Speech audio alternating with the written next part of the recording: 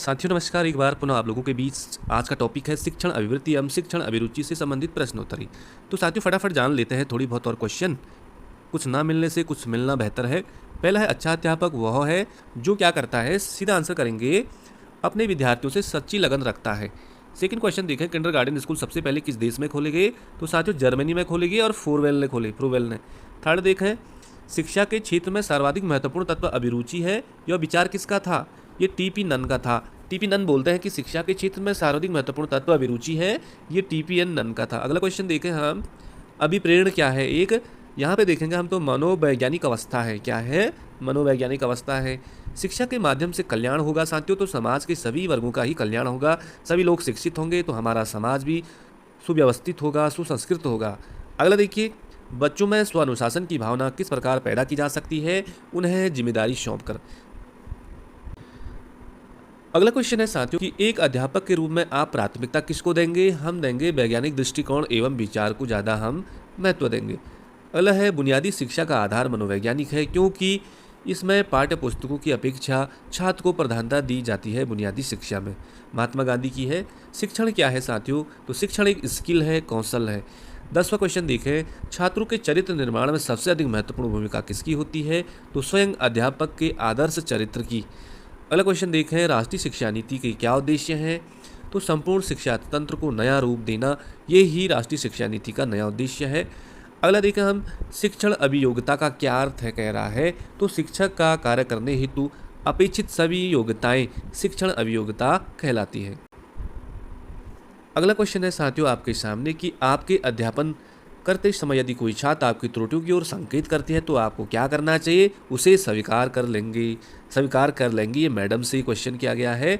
अगला है, शिक्षण की परियोजना पद्धति है तो कैसी है? परियोजना कह रहा है तो ये बाल केंद्रित है। ऑप्शन नंबर डी राइट हो जाएगा। एक शिक्षक को ज्ञान के अलावा अपने विद्यार्थियों को क्या क्या सिखाना चाहिए? तो साथियों उसको लक्ष्य प्राप्ति के लिए अथक प्रयास किए जाने चाहिए। ऑप्शन बी देखें हम तो विपरीत परिस्थितियों में भी संयम व संतुलन न खोना। तीसरा है समय का सदुपयोग और ऑप्शन नंबर डी है ये सभी चीज़ें एक शिक्षक को करना चाहिए। अगला है क्वेश्चन, अध्यापक का वास्तविक कार्य क्या है? साथियों छात्र की प्रतिभा का सर्वोन्मुखी विकास करना। छात्र की प्रतिभा का ऑप्शन नंबर सी राइट हो जाएगा, सर्वोन्मुखी विकास करना। 17वां देखें हम, बच्चों की शिक्षा में जो अधिक आवश्यकता है क्या है साथियों? कि बच्चों का सर्वांगीण विकास हो। बच्चों का क्या होना चाहिए? सर्वांगीण विकास हो। 18वां देखें, निम्नलिखित शिक्षण विधियों में से कौन सी विधि वास्तविक अनुभवों को प्रदान करने के दृष्टिकोण से सबसे उत्तम है? तो भ्रमण विधि। देखिए साथियों, हम जब टूर वगैरह ले जाएंगे तो वहाँ पे जो बच्चे हैं या शिक्षक हैं वो वास्तविक अनुभवों के द्वारा शिक्षा को ज़्यादा ग्रहण कर सकते हैं। अगला क्वेश्चन आपके सामने है कि अपने छात्रों को समझने के लिए शिक्षक को किस बात का ज्ञान होना चाहिए? साथियों पहला देखें हम तो बाल मनोविज्ञान का ज्ञान होना चाहिए। बालक कैसे सीखता है उसका ज्ञान होना चाहिए। बालक की अभिरुचियाँ और उसकी प्रवृत्तियाँ क्या हैं उसका भी ज्ञान होना चाहिए। सभी चीज़ों का ज्ञान होना चाहिए एक अध्यापक को। अगला है, शिक्षकों को राष्ट्रीय भावना विकास हेतु क्या कदम उठाने चाहिए? पहला है साथियों तो इसका सटीक ऑप्शन देखेंगे हम तो बी वाला राइट है कि विद्यालय में ऐसे कार्यक्रम का आयोजन करना चाहिए जिससे छात्रों में राष्ट्रीय भावना जागे। अच्छा, अगला क्वेश्चन है आपके सामने 21, पाठ्यक्रम निर्माण में किस बात को मुख्य रूप में ध्यान में रखना चाहिए?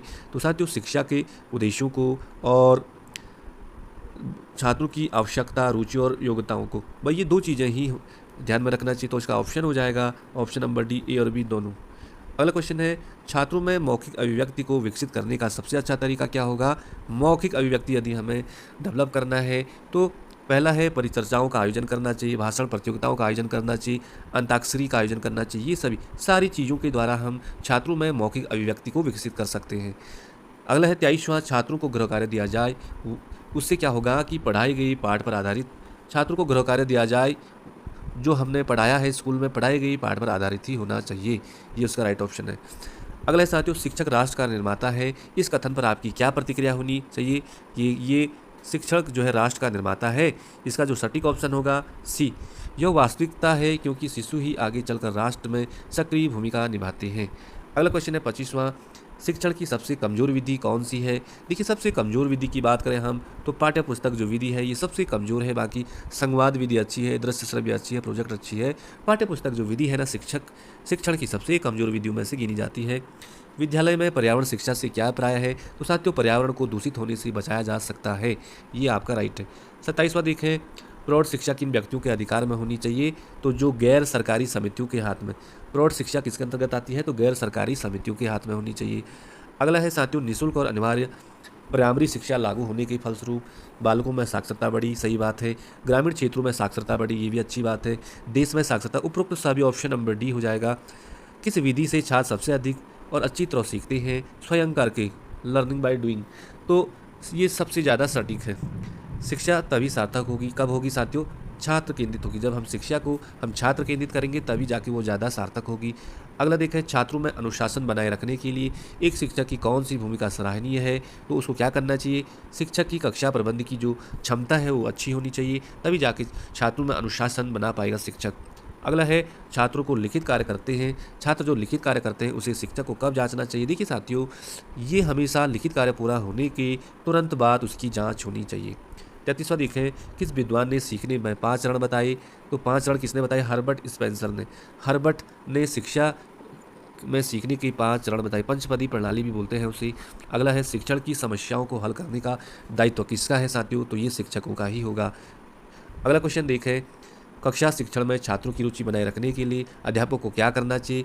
यथार्थ जीवन के उदाहरणों का भरपूर उपयोग करना चाहिए, छात्रों को चर्चा का भरपूर अवसर देना चाहिए, शिक्षण सामग्री का खूब प्रयोग करना चाहिए। ऑप्शन नंबर डी राइट हो जाएगा। देखिए साथियों, अगला क्वेश्चन है कि अध्यापक के लिए सबसे मूल्यवान क्या चीज़ होती है साथियों? कि छात्रों का जो विश्वास है ना, यदि अध्यापक ने वो जीत लिया तो उसके लिए सबसे मूल्यवान वस्तु ठहरी। अगला है 37वां, निम्नलिखित में से कौन छात्रों में लोकतांत्रिक मूल्यों की स्थापना करता है? कौन करता है? लोकतांत्रिक मूल्य छात्र कहाँ से सीखते हैं? तो साथियों, ये खेल का मैदान हो जाएगा, खेल का मैदान। 38वां देखिए, शिक्षक की योग्यता एवं आचरण का सबसे अच्छा मूल्यांकन क्या है? योग्यता आचरण का मूल्यांकन करना है तो साथियों उसके शिष्य ही कर सकते हैं कि गुरुजी की क्या योग्यताएं हैं, गुरुजी का आचरण कैसा है, तो कक्षा के द्वारा ही छात्र कर सकते हैं। अगला देखिए, शिक्षक का मूल कार्य क्या है साथियों? शिक्षक है तो उनका जो मूल कार्य है वो है अध्ययन के लिए अनुकूल वातावरण तैयार करना। अगला देखिए, प्रतियोगिता में एक उत्तम गुण का विकास होता है। प्रतियोगिता में कह रहा है लक्ष्य ऊंचा रखना, पराजय को खुशी खुशी स्वीकार करना, काम पूरा करके ही दम लेना। ऑप्शन नंबर डी हो जाएगा, बिल्कुल ये सब प्रतियोगिता के गुण हैं।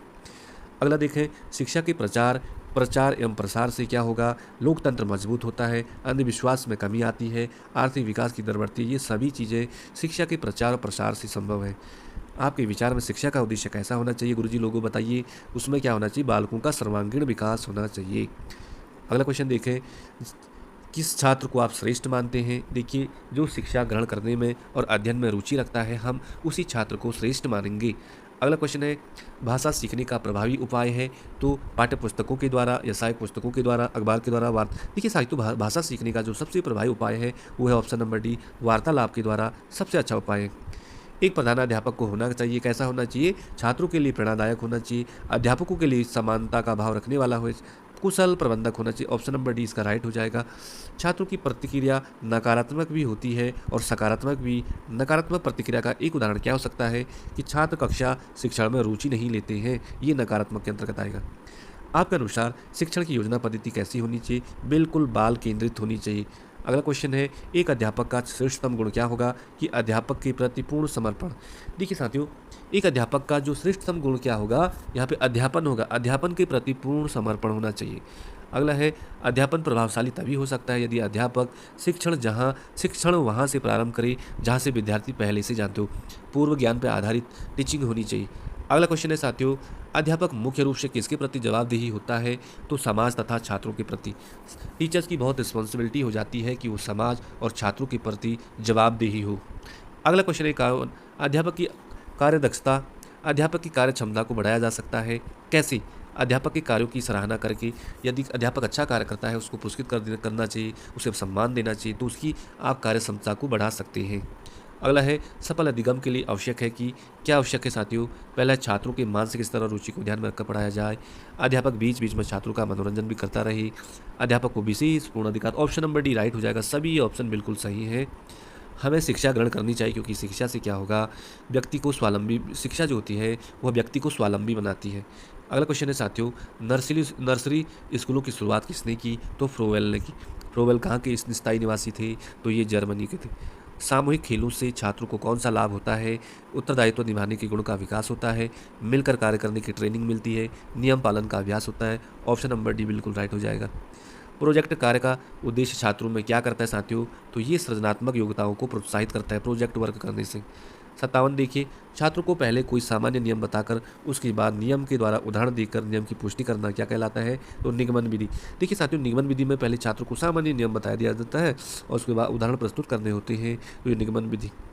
अगला 58वां है, प्रश्नों से छात्रों की मानसिक क्रिया जागृत होनी चाहिए। योक्ति किस विद्वान की है? देखिए, प्रश्नों से छात्रों की मानसिक क्रिया जागृत होनी चाहिए, किस विद्वान ने कहा? तो रेमांड ने कहा। रेमांड आपको याद रखना है। किसी पाठ को पढ़ाने में शिक्षक को सबसे अधिक प्रश्न किस चरण में पूछना चाहिए? तो विकासात्मक चरण में, विकास चरण में। जब प्रस्तावना में तो स्टार्टिंग के कमी होते हैं, बट विकास चरण में जैसे थोड़ी क्वेश्चन किया, उसके बाद अपना पाठ शुरू किया, पाठ पढ़ाने के बाद बच्चों से बीच में जो क्वेश्चन किए जाते हैं उसको बोलते हैं विकास चरण। तो इस अवस्था में सबसे ज़्यादा क्वेश्चन करने चाहिए। आज का आखिरी क्वेश्चन है साथियों कि विद्यालय में खेलों के आयोजन का उद्देश्य क्या होता है जिससे कि बालकों का सर्वांगीण विकास हो? ऑप्शन नंबर डी बिल्कुल राइट ऑप्शन हो जाएगा। आई होप ये 60 क्वेश्चन आपको अच्छे लगे होंगे। मिलते किसी अगले वीडियो में कल दमदार क्वेश्चनों के साथ, कठिन क्वेश्चनों के साथ। इसी के साथ अपनी वाणी को विराम देता हूँ। नमस्कार।